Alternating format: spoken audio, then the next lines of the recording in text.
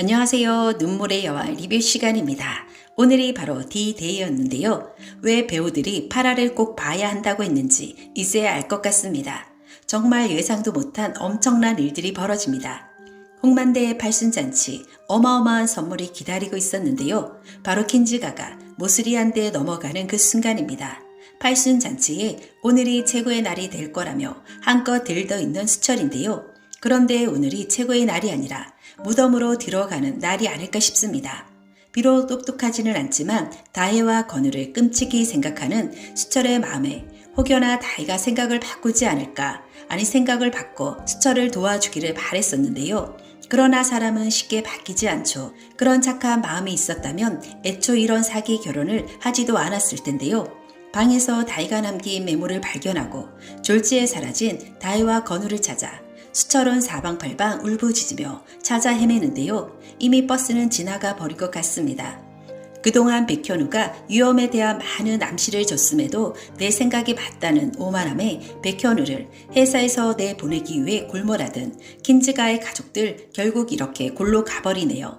현우와 혜인은 결국 이혼 서류에 도장을 찍게 됩니다. 혜인은 현우의 뒷조사를 통해 현우가 주로 다니는 장소들을 똑같이 가보는데요. 코인 야구장에 가서 공도 치고 운동장에 가서 그네에 앉아도 보고 평소 냄새나서 싫어하는 할매 국밥집에도 가봅니다. 현우는 절친 김양기와 할매 국밥집에서 소주를 한잔 하는데요. 김양기가 현우한테 이렇게 얘기를 하죠. 이혼해서 좋지 않냐? 그동안 밥 먹다가도 장모님이 부르면 달려가고 친구들이랑 술 한잔 하다가도 회장님이 부르면 바로 달려가고 그래서 너가 친구들과 저녁 약속을 잡지 않는 거 아니냐면서 이제는 혜인이 그동안 냄새 난다고 싫어해서 못 먹던 국밥도 마음껏 먹을 수 있고 얼마나 좋냐고 이야기하죠. 그러자 현우는 씁쓸하게 딱 한마디를 내뱉는데요. 그래도 난 혜인이 옆에 있고 싶어 라고 말이죠. 혜인은 현우의 그 한마디에 만감이 교차합니다. 또한 그동안 현우가 얼마나 힘들었을지 조금이나마 궁금하게 됩니다. 킨즈가이는 지새끼가 정말 많습니다. 오늘 또 다른 숨은 지새끼를 발견했는데요. 검은 머리 짐승을 거두지 말라는 말 다시 한번 되새기게 됩니다. 설마 했던 현우의 비서가 그동안 윤은성과 내통을 하고 있었는데요. 혜인의 일정을 은성에게 보고를 하고 있었던 겁니다. 게다가 윤은성이 혜인의 가방에서 몰래 빼돌린 약을 현우 비서가 제약회사 다니는 친구를 통해 그 약이 뇌종양 치료제라는 것을 알아냅니다. 이 정보를 전화로 윤은성에게 이야기하다 현우에게 딱 걸립니다. 홍범자는 그동안 믿었던 백현우가 킨즈가에서 가장 아끼는 혜인과 이혼을 하자 너무 속상한 나머지 현우에게 따지기 위해 현우를 찾아옵니다. 도대체 이혼 사유가 뭐냐며 따지게 되고 도청 장치는 왜 설치한 거냐고 따집니다. 하지만 현우는 자신은 절대 아니라고 이 모든 것을 꾸민 사람이 누구인지 자기가 꼭 밝혀낼 거라고 얘기를 하죠. 현우 또한 명품 시계 구매자 명단 리스트를 받게 되는데요. 그 구매자 명단에 한국 사람이 한 명 있는데 그것이 바로 모스리라는 것을 알아냅니다. 그러자 홍범자는 자기도 딱 짚히는 사람이 한 사람 있다라고 이야기를 하죠. 바로 모스리인데요. 그러면서 모스리의 과거에 대해 현우에게 이야기합니다. 모스리의 본명은 오순영이고 오순영은 사망신고가 되어 있다. 그리고 구치소에서 아들을 출산한 사실까지 당시 구치소에 근무하던 직원에게 알아보니 출산한 아들을 강원도 쪽 보육원에 보냈다고 들었다. 그 보육원 이름은 바로 희망상록원이다 라고 말이죠. 현우는 깜짝 놀라 희망상록원은 10년 전까지 홍만대 회장과 모스리가 후원을 했던 곳이다 라고 이야기하는데요. 두 사람은 좀 더 자세히 알아보기 위해 그 보육원을 찾아가게 됩니다. 결국 당시 모스리 아들에 대해서 알고 있던 사람을 만나는데 다름 아닌 지난번에 현우가 도움을 줬던 별장지기였습니다. 별장지기로부터 윤은성에 대해 이야기를 듣게 됩니다. 그 아이는 12살에 한인 가정에 입양되었다. 동네 개밥에 약을 타서 죽여서 경찰서에 다녀온 적이 있다. 그리고 어릴 때부터 그 아이는 눈에 살기가 있었고 좀 특이했다. 그 애가 윤은성을 아주 닮았다고 이야기해 줍니다. 결국 현우와 홍범자는 확실하게 하기 위해 두 사람의 유전자 검사를 의뢰하기로 하는데요. 팔순잔치의 가족들이 모두 함께하는 행사, 모슬이 손가락에 끼워져 있는 엄마 반지를 보고 흥분한 홍범자는 아빠한테 어떻게 그럴 수 있냐며 따지는데요. 아빠는 모슬이의 편을 들고 결국 참지 못한 홍범자는 모슬이의 머리채를 잡게 됩니다. 이 모든 것은 홍범자가 유전자 검사를 위해 모슬이의 머리카락이 필요해서 벌인 일입니다. 드디어 기다리던 감식 결과가 나왔습니다. 역시나 예상대로 모슬이와 윤은송의 99.9%로 친자로 나왔습니다. 이 사실을 홍만대 회장에게 급히 알리고자 홍범자가 전화를 했는데요. 전화를 안 받아버립니다. 재차 전화로 백현우가 이 사실을 홍만대 회장에게 알리는데요. 배신감과 충격에 휩싸인 홍만대 회장이 아무 말도 못하고 눈만 크게 뜨고 모슬이를 바라봅니다. 결국 충격에 심장마비로 쓰러집니다. 그런데 사실은 심장마비가 아닙니다. 모슬이가 장기판에 미리 발라놓은 호흡기에 치명적인 물질 때문인데요. 홍만대 회장이 바닥에 쓰러지면서 과거 가족들과 함께한 행복한 모습들을 회상하면서 눈가에는 눈물이 흘러내립니다. 그때 모슬이가 이렇게 말합니다. 회장님, 바로 죽지는 않을 겁니다.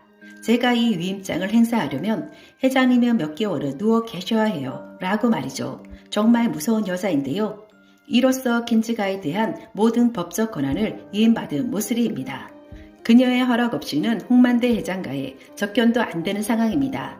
졸지에 구멍 가게도 아닌 킨즈가는 모슬이에게 넘어가고 사상 초유 킨즈 일가는 모두 회사에서 물러나게 됩니다.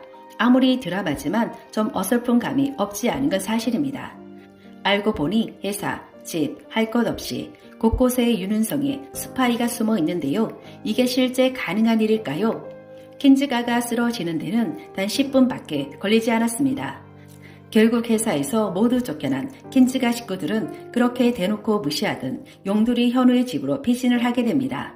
이제 파라인데 이렇게 허무하게 끝나면 안 되겠죠. 이제 끝 당했으니 지금부터 반격에 들어갑니다. 홍만대 회장이 여자한테 빠져 결국 킨즈가를 큰 위험에 빠뜨린 건데요. 파라에서는 모슬이가 홍만대 회장으로부터 모든 법적 권한을 위임받아 킨즈가를 접수하고 홍만대 회장의 접견 또한 가족들로부터 차단을 시킵니다. 중요한 건 홍만대 회장이 권한을 위임한 건 오순영이 아니라 모슬이라는 것입니다. 그런데 모슬이는 현재 신분 세탁 중이고 실제 모슬이는 오순영이기에 그 권한 자체가 없는 것입니다. 백현우와 홍범자는 이미 모든 사실을 알고 있죠. 이제 그 사실을 증명만 하면 되는 건데요. 그럼 기존의 모슬이가 행사했던 이사회나 그 모든 것이 무효가 될 것입니다. 게다가 홍만대 회장이 단순 심장마비가 아니라 모슬이에 의해 쓰러진 것이 밝혀진다면 이 또한 살인 미수로 조사를 받을 수 있는 사건입니다. 홍만대 회장이 모슬이와 윤은성의 모자 관계를 듣고 쓰러질 당시 마지막 통화를 한 사람은 바로 백현우입니다. 그는 모자 관계라는 소리에 큰 충격에 휩싸여 몸도 움직일 수 없는 상황이 되었던 건데요. 이때 그는 통화를 종료하던 전화기를 아래로 내리지만 이때 전화기 버튼을 누르는 장면은 보이지 않습니다. 특히나 홍만대 회장은 너무 큰 충격으로 전화를 종료할 수가 없는 상태였습니다. 그런데 홍만대 회장이 전화를 종료하지 않으면 백현우가 절대 먼저 전화를 종료할 수 없었을 텐데요. 전화를 먼저 끊을 때만을 기다리고 있는 현우 전화기 속에서 갑자기 모슬이의 목소리가 들려옵니다. 이때 현우는 재빨리 녹음을 했을 것입니다. 그리고 범자와는 다르게 현우는 아주 꼼꼼하고 차분한 사람입니다. 지금 준비되지 않은 상태에서 이야기해봤자 오히려 역공을 당할 것을 그는 잘 알고 있을 것입니다. 일전에 홍만대 회장이 은성이 파놓은 함정인 줄도 모르고 계약서에 문제가 발생 시 일부 주식 양도를 한다는 것에 사인하려고 할 때 현우는 이렇게 말합니다. 잘못되어 주식 양도를 하게 되면 이후 지분 문제로 킨즈가에 큰 위협이 될 수 있다라고 경고를 했습니다. 홍만대 회장은 이 경고를 받아들이지 않고 오히려 현우를 괘씸해하며 그를 끌어내립니다. 혜인은 이러한 모진 꼴을 당하는 현우에게 이렇게 말을 합니다. 왜 이런 꼴을 당하느냐고. 차라리 회사 그만두고 용두리로 가서 편하게 살려고 말합니다. 하지만 현우는 절대 회사를 그만두지 않을 거라고 말을 하는데요. 여기서 하나 더. 현우는 감사팀이 자기를 탈탈 털었지만 그 어떤 비리도 나오지 않았다고 하면서 자기는 킨즈의 법무이사이고 비리가 발견되지 않은 이상 회사에서 자기를 함부로 자를 수 없다라고 말합니다. 이건 이후에 벌어질 일을 예상하고 그는 끝까지 켄즈가에서 일할 것이다 라고 이야기한 것 같습니다. 현우는 홍만대 회장의 녹취와 함께 모스리의 진짜 신분을 밝히는데 주력을 할 것으로 보입니다. 또 그들은 조율사를 이용해 많은 투자 사기 사건들을 벌였었는데요. 현우는 서울대 법대 출신의 아주 뛰어난 브레인이죠. 그는 홍범자와 공조하며 법조계 인맥들을 동원해 그들의 비리를 파고들 것으로 보입니다. 제삿날에 감옥에 있던 홍범자가 출소하면서 제사에 등장하는 장면이 정말 범상치 않았는데요. 왠지 킨즈가를 재접수하는데 홍범자가 큰 역할을 할 것 같습니다. 그래서 이름 또한 범자였나 봅니다. 정말 무섭습니다. 킨즈가를 집어삼키기 위해 30년을 옆에서 비율을 맞추고 산다는 거. 30년 후에 부를 위해 자식을 입양 보내고 킨즈가의 모든 사람들로부터 수모를 당하면서도 오로지 다가올 30년 후를 기다리며 버틴다는 거 말입니다. 보이는 것이 다가 아니다. 정말 실감하는 순간입니다. 오늘 영상은 여기까지입니다. 구독, 좋아요 눌러주시면 감사드리겠습니다.